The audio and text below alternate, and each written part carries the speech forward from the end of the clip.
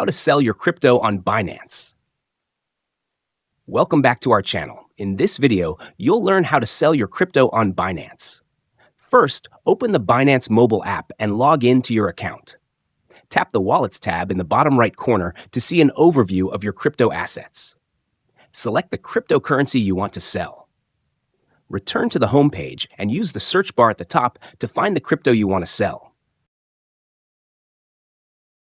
Tap on it to view the price chart. Ensure the trading pair is set to USDT by tapping the drop-down arrow at the top and selecting USDT. Tap the Sell button at the bottom right corner to go to the Sell page.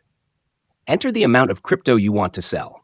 You can type the amount manually or use the slider to select a percentage of your holdings, such as 25%, 50%, or 100%.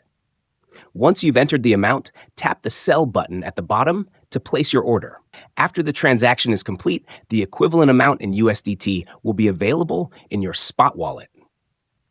That's it. You've successfully sold your crypto on Binance. If this video was helpful, don't forget to like the video and subscribe to our channel. See you in the next video.